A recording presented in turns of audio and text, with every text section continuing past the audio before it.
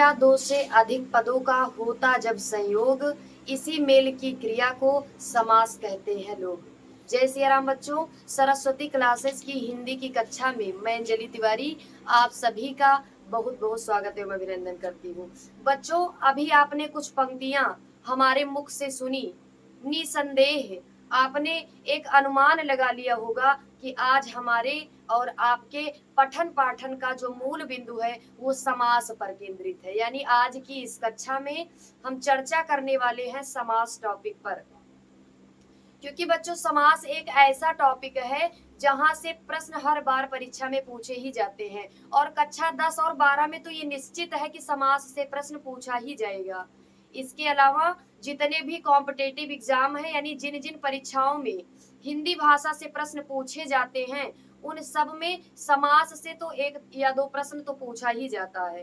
तो अगर आपने एक बार समास को बेहतर ढंग से समझ लिया तो आप परीक्षा में समास को पहचानने में कोई भी दिक्कत आपसे नहीं होगी और बेहतर ढंग से आपको समास पहचान पाएंगे आप और अच्छे से अच्छे अंक आपको परीक्षा में प्राप्त होंगे। तो इसी को ध्यान में रखकर मैंने सोचा समास का टॉपिक मैं आप लोगों के लिए लेकर आऊं, क्योंकि आपके परीक्षा का समय नजदीक है और आपको सब टॉपिक पर एक बार नजर दौड़ानी है। तो इसलिए आइए, अभी आप अलंकार को पढ़ चुके हैं, आज जो पढ़ना है आपको वो समास पढ़ना है। आज की इस कक्षा में हम जानेंगे कि समास क्या होता है, समास के कितने अर्थ होते हैं और समास शब्द बना कैसे है और समास को हम कैसे परिभाषित कर सकते हैं और समास कितने प्रकार का होता है। ये सारे बिंदु आज की इस कक्षा में हम आपसे चर्चा करने वाले हैं, बहुत ही सरलतम ढंग से, बहुत ही रोचकता के साथ। बिल्कुल कोई भी दिक्कत आपको नहीं होगी। मैं बहुत ही बेहतर ढंग से समास को आपको इस वीडियो में समझाने का प्रयास करूंगी। तो आइए अविलंब हम अपने समास को प्रारंभ करते हैं। तो देखिए बच्चों, आज का टॉपिक जो है समास।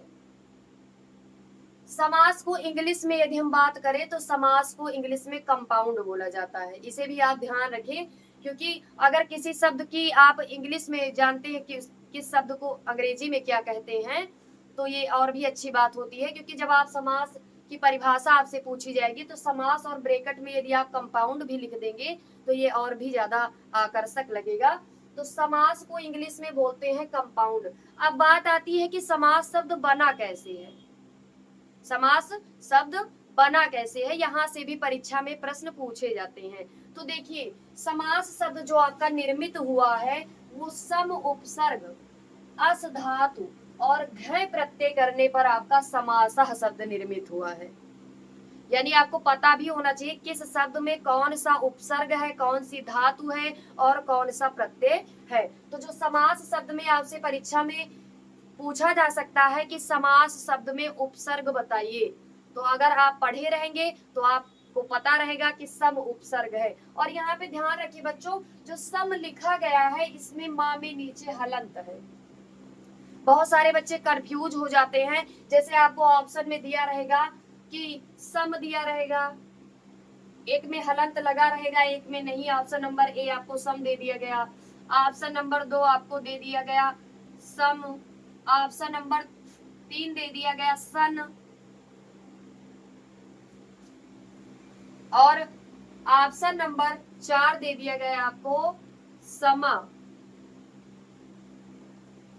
तो आपको पता है कि जो समास शब्द बना है वो सम अस घई से मिलकर बना है। तो यहाँ पे जो सम जिसमें नीचे हलंत लगा हुआ है माँ में, यही वाला ऑप्शन आपका करेक्ट हो जाएगा। तो एक प्रश्न तो आपका यहाँ से बन गया कि समास शब्द में कौन सा उपसर्ग है। और इसी के साथ में आप ध्यान रखें कि अस धातु है और घय प्रत्यय है।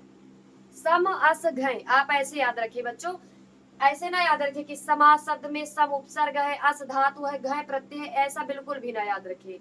आप समास कैसे बना है, सम अस घय, सम अस घय। यदि आप एक दो बार ये रिपीट कर लेंगे तो निसंदेह आपको याद हो जाएगा। जैसे ही आपके मुख पे समास का नाम आएगा वैसे ही सम अस घय भी आपके मुंह पे आ जाएगा और आपके मन मानस पे हमेशा के लिए अंकित हो जाएगा सम अस घय। तो ये समझ गए होंगे बच्चों आप कि समास शब्द में सम उपसर्ग है और अस धातु है, घय प्रत्यय है, इसके योग से आपका बना है समास शब्द। अब आइए देख लेते हैं समास शब्द का अर्थ क्या क्या होता है। हमने ये तो जान लिया कि समास शब्द बना कैसे कैसे है, यानी कौन सी धातु है, कौन सा उपसर्ग है, कौन सा प्रत्यय है, ये तो हमने जान लिया। अब आइए जानते हैं समास का मतलब क्या होता है। तो समास का जो शाब्दिक अर्थ होता है, यानी समास शब्द का जो अर्थ होता है, यहाँ पे मैंने ढेर सारे अर्थ का संग्रह किया है समास का, ताकि आपको दिक्कत ना हो। अगर एक अर्थ आप भूल जाएं तो आपको कई सारे अर्थ समास शब्द के पता हो, जिससे कि आप एक भूल जाए तो दूसरा तो आपको जरूर ही याद रहे। तो समास शब्द का शाब्दिक अर्थ है संक्षेप, मिलाप, समाहार, मिश्रण, संग्रह, सम्मिलन आदि। यानी संक्षेप, संक्षेप मतलब होता है छोटा करना, यानी कोई चीज का आकार बड़ा हो और आप उसे मिला के, सबको मिला के एक छोटा रूप दे दें, तो ये हो गया संक्षेप में। मिलाप यानी मिलना, समाहार मतलब भी मिलना, समूह, मिश्रण मतलब भी मिलना, संग्रह करना, ठीक है, मिलाना, इकट्ठा करना, सम्मिलन मतलब भी होता है मिलना। तो समास के इतने सारे अर्थ मैंने यहाँ पे लिखे हैं, तो इसे आप अपनी नोटबुक में उतार लें, ताकि आपको हमेशा ध्यान रहे कि समास, आपसे परीक्षा में यहाँ से भी प्रश्न उठ सकता है कि समास शब्द का अर्थ होता है संक्षेप में।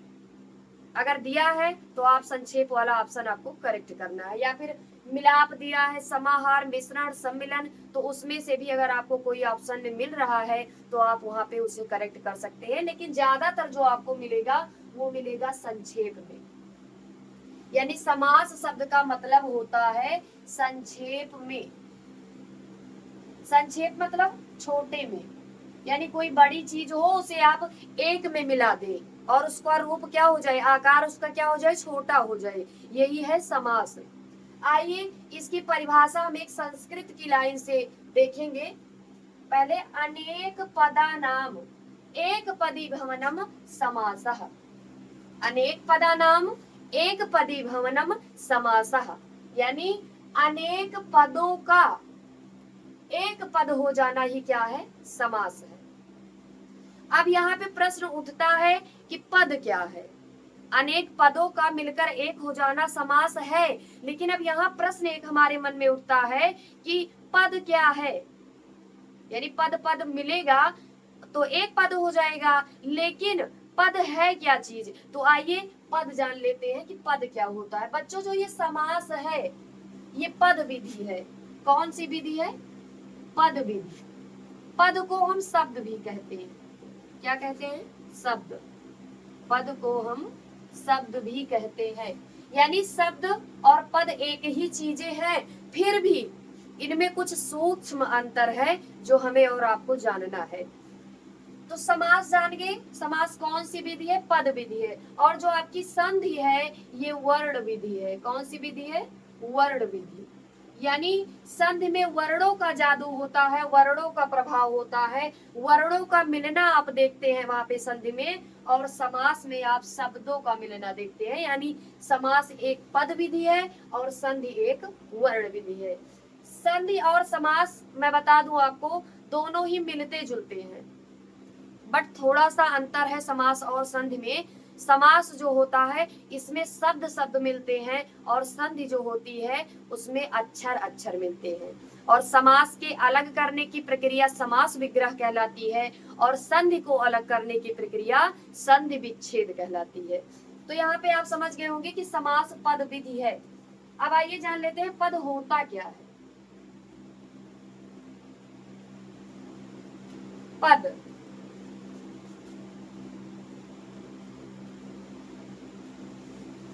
बच्चों अभी मैंने बताया आपको कि पद का मतलब होता है शब्द। क्या बताया, पद का मतलब शब्द। शब्द क्या होता है, यानी अक्षर अक्षर के मेल को, यानी अक्षर अक्षर के मेल को जो सार्थक हो, ठीक है, उसका कोई ना कोई अर्थ निकले, वही क्या कहलाता है, शब्द कहलाता है। यानी अगर हम बुक वाली परिभाषा देखें तो वर्णों के सार्थक मेल को क्या कहते हैं, शब्द कहते हैं, और इसी शब्द को पद भी कहते हैं। लेकिन दोनों में कुछ अंतर है जो मैं आपको बता देती हूँ, कि जैसे मैंने यहाँ पे एक शब्द लिया राम, या फिर एक शब्द ले लिया घर, सीता। तो ये सब क्या है बच्चों, एक शब्द है, राम, घर, सीता। तो जब कोई शब्द स्वतंत्र होता है तो वो शब्द कहलाता है, लेकिन अगर इसी शब्द को हम एक वाक्य में बांध दे, एक लाइन में बांध दे, तो वो क्या कहलाएगा, पद कहलाएगा। जैसे अगर हम यहाँ कर दे, राम घर जाता है, राम घर जाता है, तो आप क्या देख रहे हैं, यहाँ पे एक वाक्य मैंने बना दिया। तो यहाँ पे राम अब ये शब्द नहीं है, अब ये क्या है, एक पद है। मैंने बताया जब कोई स्वतंत्र शब्द रहेगा, जैसे राम हो गया, घर हो गया, पेड़ हो गया, ठीक है, तो ये सारे शब्द हैं। लेकिन जब हम इसे वाक्य में, एक लाइन में बांध दें, एक परिधि में बांध दें, एक सीमा में बांध दें, तो ये क्या कहलाएगा, अब इसका अर्थ क्या हो जाएगा, सीमित हो जाएगा, और ये क्या कहलाएगा, एक पद कहलाएगा। यानी यहाँ पे राम एक पद है, घर एक पद है, जाता एक पद है एक पद है। तो टोटल कितने पद हो गए, 1 2 3 4, यानी इस लाइन में टोटल 4 पद हैं। अगर हम यहाँ घर को अलग लिख दे, केवल घर लिख दे, तो घर शब्द हो जाएगा, लेकिन घर अगर हम किसी लाइन में लिख दे तो घर क्या हो जाएगा, पद हो जाएगा।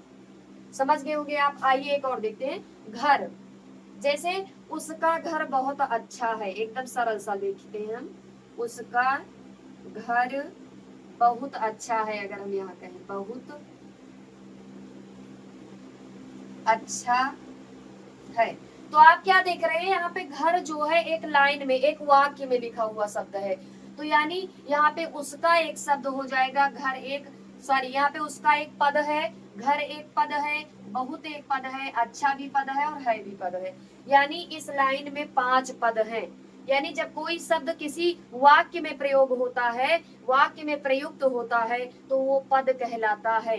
यहाँ पे परीक्षा में प्रश्न कई बार पूछा भी गया है कि जब कोई शब्द वाक्य में प्रयुक्त होने की योग्यता प्राप्त कर लेता है, तो वो क्या कहलाता है, तो वो क्या कहलाता है बच्चों, पद कहलाता है। तो आपका यहाँ से भी एक प्रश्न क्लियर हो गया। अब ऐसे है, सीता, सीता राम के साथ वन को गई। अब यहाँ पे सीता एक पद हो जाएगा, राम के साथ, ये सारे एक एक पद हो जाएंगे, राम के साथ वन गई, ये सारे एक एक पद हैं, क्योंकि ये सारे के सारे एक वाक्य में प्रयुक्त हैं, और वाक्य में प्रयुक्त जितना भी शब्द होगा वो सारा का सारा पद कहलाएगा।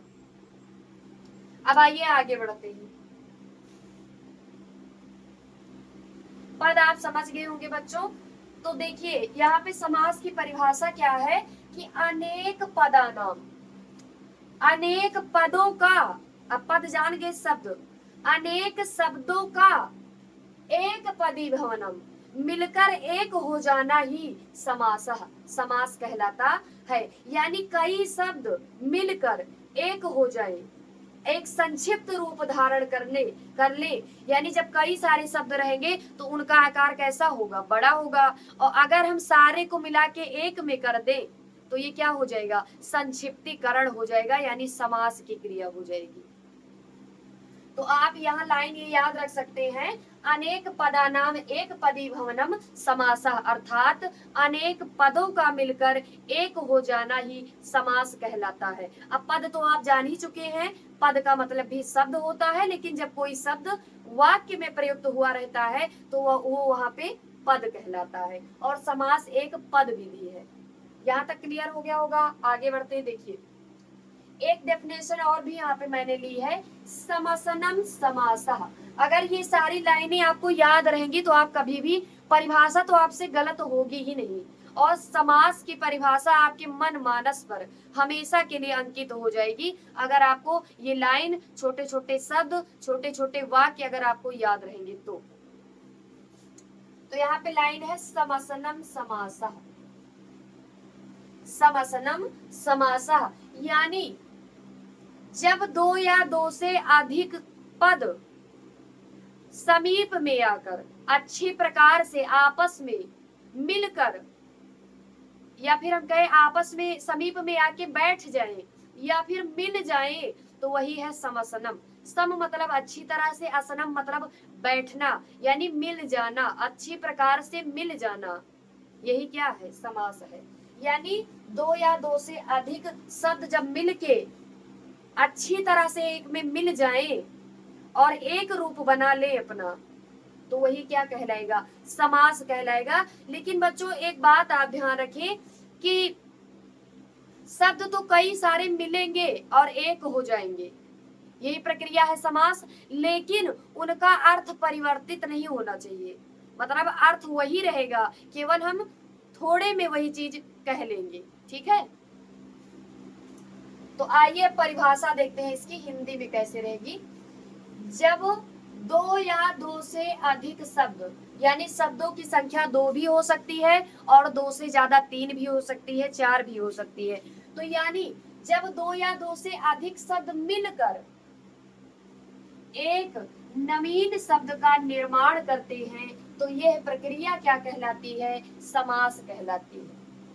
यानी दो या दो से अधिक पद यानी शब्द मिल जाए और एक नया शब्द का रूप धारण कर ले, तो ये जो प्रक्रिया है यानी शब्दों का मिलना और एक नया शब्द बनना, ये प्रक्रिया ही क्या कहलाती है, समास कहलाती है। अगर हम इसे और भी सरल लैंग्वेज में समझे तो जैसे बच्चों हम लोग खीर बनाते हैं, तो खीर में क्या होता है, हम दूध मिलाते हैं, पानी मिलाते हैं, चीनी भी डालते हैं और भी बहुत सारे मेवे भी डालते हैं, तो ये सब मिला के हम क्या बनाते हैं, खीर बनाते हैं। तो यानी अगर हम कहें कि ये क्या है तो ये खीर कहलाएगा, क्या कहलाएगा, खीर। क्योंकि आप ये नहीं कहेंगे कि इसमें दूध भी है, ये पानी है, ऐसा तो बोलेंगे नहीं, सब मिलाने पे वो क्या कहलाएगा, खीर। यानी सारी चीजें यानी कई शब्द जब मिल जाए और एक शब्द बन जाए, ठीक है, तो वो क्या कहलाएगा, समास कहलाएगा। यानी देखिए खीर में बहुत सारी चीजें मिली लेकिन बना क्या, केवल खीर बना, एक छोटा बन गया ना, मतलब चीजें तो बहुत सारी हैं लेकिन एक में क्या बन गया, खीर। अब खीर कह दिए तो ऐसे भी पता चल जाएगा आपको कि इसमें दूध भी रहता है, पानी भी रहता है, चीनी भी रहती है। तो आप समझ गए होंगे कि अगर कई शब्द हो और हम उनको मिला के एक में कर दें तो वो क्या कहलाएगा, समास कहलाएगा। यानी अनेक शब्दों का या दो से अधिक शब्दों का मिलकर एक नवीन शब्द बन जाना ही क्या कहलाता है, समास कहलाता है। अब आइए उदाहरण से इसी बात को हम और अधिक स्पष्ट करते हैं, जिससे कि आपको कोई दिक्कत ना हो कि समास है क्या चीज, आप भली भांति जान पाए। तो देखिए यहाँ पे मैंने एक शब्द लिया है पीताम्बर। पीताम्बर का मतलब क्या होता है, यानी पीला है जो वस्त्र। तो यहाँ पे देखिए पीला है जो वस्त्र, ये बड़ा है, पीताम्बर से तो इसका आकार आपको बड़ा ही लग रहा होगा। तो यहाँ पे देखिए कई पद हैं, 1 2 3 4, और इन सब को मिला के क्या बना दिया गया है, एक पद, यानी पीताम्बर। तो यहाँ पे पीताम्बर क्या है, एक समास है, यानी ये समास है। ठीक है, अनेक पदों का मिलकर एक पद हो जाना ही क्या है, समास। यहाँ पे देखिए अनेक पद हैं और मिलके क्या बन गया है, पीताम्बर, एक पद बन गया है, यही है समास। यानी कई सारे शब्द हो, वो मिल जाए आपस में और एक नया शब्द बना ले, लेकिन अर्थ में उसमें चेंजिंग नहीं आनी चाहिए, तो वही कहलाएगा समास। जैसे गुण और दोष, अब देखिए ये बड़ा लग रहा है आपको देखने में, अगर हम कहते हैं गुण दोष तो ये हो गया समास। यानी यहाँ पे देखिए 3 पद थे और इसको मिला के हमने एक पद कर लिया, यानी गुण दोष कर लिया। ठीक है, एक छोटा रूप दे दिया तो ये क्या हो जाएगा, समास कहलाएगा। यानी समास का मतलब ही होता है छोटा करना, कई सारे शब्द हो और उनको मिला के एक कर दे तो यही हो गया समास। अब देखिए समास में और भी कई सारी चीजें आपको ध्यान में रखनी है, तो यहाँ पे हम इसे क्लीन कर दे रहे हैं लिखने के लिए, इसे आप अपनी नोटबुक में नोट कर लीजिएगा। आइए जानते हैं कि और कौन कौन सी बातें आपको समास करने में ध्यान रखनी पड़ेंगी, जो अभी आपको आगे मिलेंगी और समास चैप्टर को पूर्ण करने में आपकी मदद करेंगी अगर वो चीजें आपको पता हो गई तो आइए उन्हीं बिंदुओं पे हम चर्चा यहाँ पे करते हैं। एक होता है बच्चों समस्त पद, समस्त पद, और एक होता है समास विग्रह। क्या होता है, समास विग्रह। देखिए बच्चों समस्त पद, अब यहाँ बात हमारे मन में एक आती है कि समस्त पद होता क्या है। समास तो मैंने जान लिया, लेकिन अब समस्त पद क्या है, आइए इसे जानते हैं। समस्त पद यानी जो परीक्षा में आपको उदाहरण दिए हुए होते हैं, जो आपको विग्रह करना रहता है उनका, तो वो क्या कहलाते हैं, समस्त पद कहलाते हैं। यानी पद दो प्रकार का होता है। अभी पद भी आपको पढ़ने को मिलेगा। अभी आपने ये जाना पद होता क्या है, लेकिन समास प्रक्रिया में आपको दो पद मिलेंगे। वो कौन कौन से हैं, तो ये है पूर्व पद और उत्तर पद। पूर्व पद और उत्तर पद, यानी पद दो प्रकार के होते हैं, पूर्व पद और उत्तर पद। अब देखिए, पूर्व पद यानी पहले वाला पद, पूर्व मतलब भी पहले होता है, यानी जो पहले शब्द लिखा हो वो पूर्व पद होगा, और जो उसके बाद में शब्द लिखा हो वो उत्तर पद होगा, क्योंकि उत्तर का मतलब होता है बाद में। तो यानी पद दो प्रकार के हुए, पूर्व पद और उत्तर पद। अब समस्त पद जानते हैं क्या होता है। यानी समास प्रक्रिया में दो या दो से अधिक शब्द तो रहेंगे ही, अभी आपने पढ़ा। तो जब ये पूर्व पद और उत्तर पद मिलेंगे तो जो शब्द बनेगा आपका वो कहलाएगा समस्त पद। यानी जब दो या दो से अधिक शब्दों के मिलने से जो एक शब्द बनेगा वो कहलाएगा समस्त पद। जैसे यहाँ पे हम लिखे माता और पिता, माता और पिता। देखिए माता और पिता लिखा है, तो यहाँ पे देखिए कई पद हैं। अब अगर हम इसे जोड़ के एक संक्षिप्त रूप दे दें, जैसे माता पिता हम लिख दें, माता पिता, तो यहाँ पे माता पिता क्या हो जाएगा, माता पिता हो जाएगा आपका समस्त पद। क्या हो जाएगा, समस्त पद। और यदि हम माता पिता का विग्रह कर दे तो बनेगा माता और पिता। जब समास के जो दोनों पद हैं, यानी पूर्व पद और उत्तर पद को मैंने अलग अलग कर दिया, तो ये प्रक्रिया क्या कहलाएगी, समास विग्रह कहलाएगी। क्या कहलाएगी, समास विग्रह। विग्रह मतलब होता है बच्चों अलग करना, तोड़ना, टुकड़े करना, यानी कोई चीज ज्वाइंट हो आप उसको अलग अलग कर दे, ठीक है, तो वही कहलाएगा विग्रह। तो यानी समास के नियमों से जो बना पद होगा वो क्या कहलाएगा, समस्त पद कहलाएगा। यानी समास का नियम क्या है कि पूर्व पद और उत्तर पद, यानी दो या दो से अधिक पद मिलेंगे तो एक नया शब्द बनेगा, तो जो नया शब्द बनेगा वो समस्त पद कहलाएगा। और जो समस्त पद को हम पुनः पहले वाली स्थिति में ला दें, यानी पूर्व पद उसका अलग कर दे, उत्तर पद उसका अलग कर दे, तो ये कहलाएगा समास विग्रह। क्या कहलाएगा, समास विग्रह। जैसे देखिए माता पिता यहाँ पे लिखा था, ये था समस्त पद, और इसका जब मैंने विग्रह किया तो बना माता और पिता। जैसे हम यहाँ ले नील गाय, एक उदाहरण ले हम यहाँ नील गाय। अब यहाँ पे देखिए नील गाय एक शब्द है, यानी इसमें पूर्व पद और उत्तर पद दोनों मिला हुआ है, और तो ये क्या कहलाएगा, समस्त पद क्या कहलाएगा, समस्त पद। यानी पूरा पद जिसमें दोनों पद मिल गए हो, पूर्व पद भी हो और उत्तर पद भी हो, तो वो होगा समस्त पद। अब अगर हम समस्त पद में पूर्व पद को अलग कर दें, उत्तर पद को अलग कर दें, तो ये क्या कहलाएगा, समास विग्रह। इसका विग्रह हम करेंगे नीली है जो गाय, नीली है जो गाय।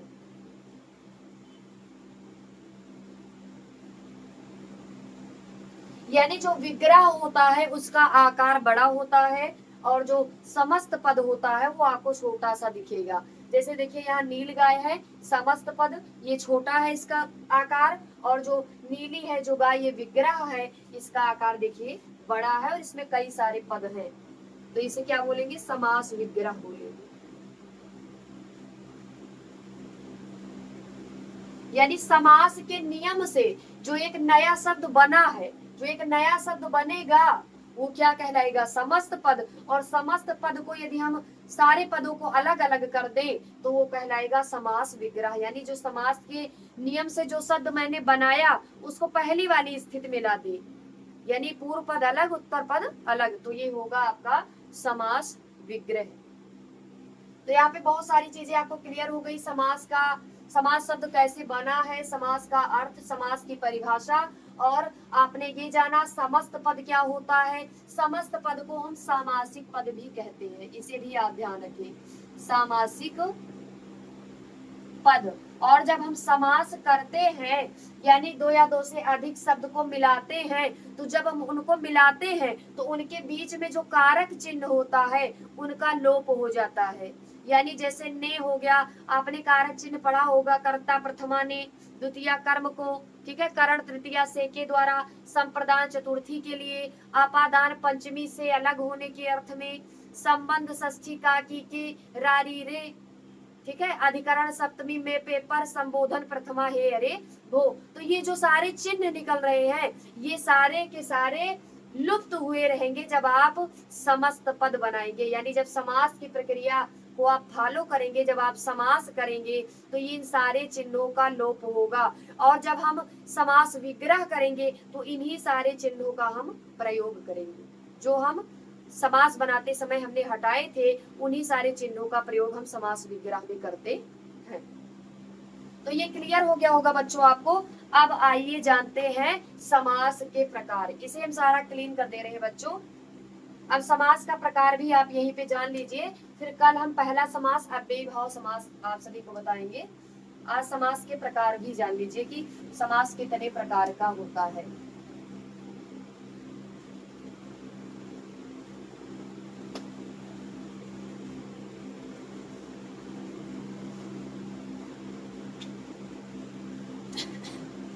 समास के प्रकार, समास के प्रकार।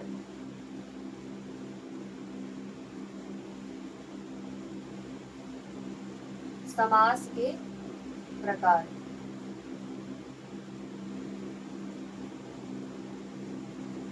तो बच्चों जो समास होता है ये आपका 6 प्रकार का होता है। कितने प्रकार का होता है?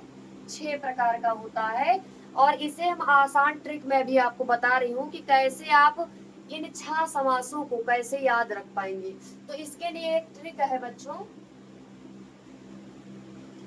अब तक दादा 6 समास, अब तक दादा 6 समास, अब तक दादा 6 समास, ये लाइन आप याद कर लीजिए।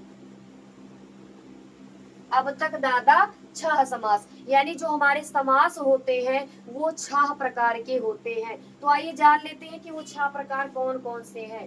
तो पहला समास जो है बच्चों आपका वो है अव्ययी भाव समास। अव्ययी भाव समास पहला समास है आपका अव्ययी भाव समास, और दूसरा समास है आपका द्वंद्व समास। द्वंद्व समास।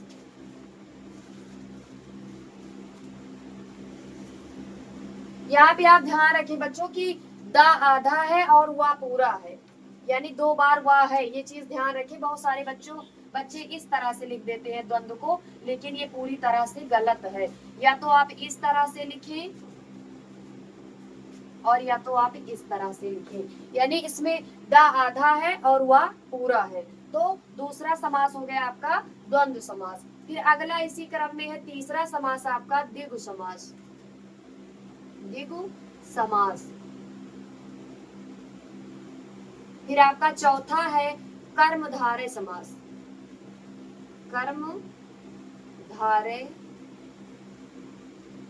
समास। और 5वां नंबर है आपका बहुव्रीहि समास। बहुव्रीहि शब्द होता है, ध्यान रखिए बच्चों, बहुत सारे बच्चे कंफ्यूज होते हैं, 2 बार बा लिखते हैं, लेकिन वो पूर्णतः गलत है। बहुव्रीहि समास यानी पहला बा रहेगा और दूसरा वा रहेगा, ठीक है। तो ये वर्तनी की दृष्टि से शुद्ध है। अगर आप बहुव्रीहि इस तरह से लिखते हैं तो ये पूर्णतः गलत है, ठीक है। आपको ये वाला जानना है कि पहला बा रहेगा और दूसरा वा रहेगा। बच्चों 5वां नंबर है आपका बहुव्रीहि समास। बहुव्रीहि समास।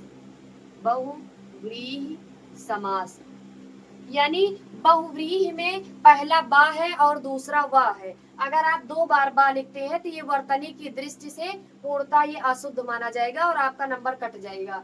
तो यहाँ पे आपको ध्यान रखना है, पहला वाला बा है और दूसरा वाला वा है। अगर आप बहुव्रीहि इस तरह से लिखते हैं तो ये पूर्णतः गलत माना जाएगा, इसलिए आपको इस तरह से नहीं, इस तरह से लिखना है। और 6वां समास है आपका तत्पुरुष समास। तत्पुरुष समास, यहाँ पे बच्चों हम क्रम से नहीं लिख रहे हैं, केवल 6 समास लिख दे रहे हैं, क्रम से नहीं लिख रहे हैं। तत्पुरुष समास को हम यहाँ पे लास्ट में रख रहे हैं क्योंकि इसके कई सारे पार्ट हैं, कई प्रकार हैं और आपको बहुत ज्यादा जानने की आवश्यकता है इसके विषय में, तो इसलिए हम इसको लास्ट में सबसे पढ़ेंगे। सबसे पहले हम कल की कक्षा में हम अव्ययी भाव के विषय में जानेंगे। तो आज समास के प्रकार ये आपको क्लियर हो गए होंगे। ट्रिक यानी अब तक दादा 6 समास, ये आपको लाइन याद रखनी है। अव्ययी भाव समास, द्वंद्व समास, द्विगु समास, कर्मधारय समास, बहुव्रीहि समास और तत्पुरुष समास। तो आज की कक्षा में आपने समास का अर्थ, समास की परिभाषा और समास के प्रकार के विषय में आप जान चुके हैं। कल हम अव्ययी भाव समास के साथ पुनः आप लोगों के समक्ष उपस्थित होंगे। तब तक के लिए जय श्री राम, जय जय श्री राम। बच्चों आइए अब समास के प्रकार के विषय में जानते हैं। तो समास 6 प्रकार का होता है। एक ट्रिक यहाँ पे हम आपको बताएंगे जिससे आप समास के 6 प्रकार बहुत ही आसानी से याद रख सकते हैं। तो वो ट्रिक है अब तक दादा 6 समास। ये लाइन आपको याद रखनी है। तो आ से क्या बनेगा आपका अव्ययी भाव समास। क्या बनेगा? अव्ययी भाव समास।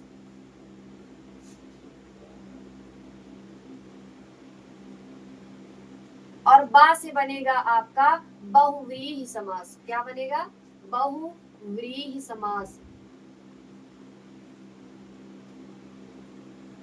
यहाँ पे ध्यान रखिए बच्चों, पहला बा है और दूसरा वा है। अगर आप बहुव्रीहि लिखते हैं तो ये पूर्णतः वर्तनी की दृष्टि से अशुद्ध माना जाएगा, इसलिए पहला बा और दूसरा वा रहेगा, इसे आप ध्यान रखिए। तीसरा है आपका ता। ता से क्या बनेगा? तत्पुरुष समास। तत्पुरुष समास यानी आ से अव्ययी भाव, बा से बहुव्रीहि, ता से तत्पुरुष और का से क्या बनेगा आपका कर्मधारय समास। कर्मधारय समास। और दा से बनेगा यानी दादा जो लिखा है, पहले वाले दा से आपका बन जाएगा द्वंद्व समास। पहले वाले दा से द्वंद्व समास यानी द्वंद्व कैसे लिखा जाएगा इसे भी आप ध्यान रखें, यानी 2 बार वा रहेगा। यानी द्वंद्व को हम इस तरह से भी लिख सकते हैं, सॉरी द्वंद्व यानी द्वंद्व में दा आधा है और वा पूरा है। यानी देखिए ये है अंधा और ये है लंगड़ा। तो यानी अच्छा ये बताइए आप बच्चों कि अंधा लंगड़े को अपने ऊपर बैठाएगा या फिर लंगड़ा अंधे को? तो यानी जो ऊपर बैठा है ये क्या होगा? ये लंगड़ा है और नीचे वाला क्या है? अंधा है। तो यानी अंधे को चलने वाला काम करना है ना, तो अंधा पूरा रहेगा और लंगड़ा यानी आधा रहेगा। तो यानी जान लीजिए दा यहाँ पे आधा है और वह पूरा है, क्योंकि वा के ऊपर दा बैठा है ना कि दा के ऊपर वह बैठा है। तो यहाँ पे दा आधा है और वह पूरा है। इससे आप जान सकते हैं अंधा लंगड़ा यहाँ पे मैंने इसलिए बताया ताकि आप सहजता से समझ जाएं, क्योंकि जो जिसके ऊपर बैठा रहेगा वो हमेशा लंगड़ा होगा और जो नीचे रहेगा, जो अपने ऊपर बैठाए रहेगा, वो पूरा होगा। तो यहाँ पे देखिए दा वा के ऊपर बैठा है तो दा आधा है और वा पूरा है। तो यानी 5वां नंबर का समास आपका द्वंद्व समास हो जाएगा। फिर 6वां है आपका द्विगु समास, यानी दादा में पहले वाले दा से द्वंद्व और दूसरे वाले दा से आपका बनेगा द्विगु समास। इस तरह से आपके 6 समास हो गए। पहला अव्ययी भाव, दूसरा बहुव्रीहि, तीसरा तत्पुरुष, चौथा कर्मधारय, 5वां द्वंद्व और 6वां द्विगु। तो बच्चों आज की कक्षा में बस इतना ही। कल हम पुनः उपस्थित होंगे आप लोगों के समक्ष अव्ययी भाव समास के साथ। तब तक के लिए जय सिया राम, जय जय सिया राम।